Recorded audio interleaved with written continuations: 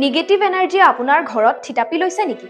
যদিহে লৈছে, তেতিয়াহ'লে ইয়াৰ পৰিত্ৰাণৰ উপায় কি? আহকচোন জানো যাদু সম্ৰাট ডক্টৰ বিক্ৰমাদিত্যৰ পৰা। আজিৰ দিনত দেখা যায় যে প্ৰায়বোৰ ঘৰত নিগেটিভ এনাৰ্জিৰে ভৰি পৰে।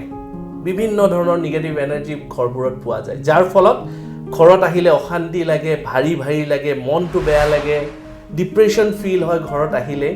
যদি আপোনাৰো এনেকুৱা সমস্যাৰে জৰ্জৰিত হৈ আছে, এনেকুৱা সমস্যাত ভুগি আছে, তেনেহ'লে এটা সৰু উপায় কৰিব পাৰে, বৰ চমৎকাৰী কিন্তু এই উপায়টো। সন্ধ্যা নিমখ ল'ব, ঘৰৰ 4টা কোণত 1 ৰাতি থৈ দিব। ৰাতিপুৱা উঠি সেই নিমখবোৰ নদীত বিসৰ্জন কৰিব পাৰে, নালাত পেলাই দিব পাৰে, নাইবা ক'ৰবাৰ গছৰ গুৰিত পেলাই দিব। আৰু এই গোটেই উপায় 7 দিন কৰিব লাগিব। একে লেঠাৰি 7 দিন কৰাৰ পিছত আপোনালোকে অনুভৱ কৰিব আপোনাৰ ঘৰখন বৰ পাতল পাতল হৈছে, ফ্ৰেছ ফিল কৰিব আৰু থাকিও ভাল পাব। ধন্যবাদ। আপুনি যদি জীৱনত কিছুমান সমস্যাৰে যুঁজি আছে আৰু সেই সমস্যাৰ সঠিক সমাধান বিচাৰি পোৱা নাই, তেনেহ'লে ইয়াৰ সঠিক সমাধানৰ বাবে আজিয়ে যোগাযোগ কৰক বিক্ৰমাদিত্য এষ্ট্ৰ এণ্ড স্পিৰিচুৱেল চেণ্টাৰত। যোগাযোগৰ নম্বৰ 8822233200।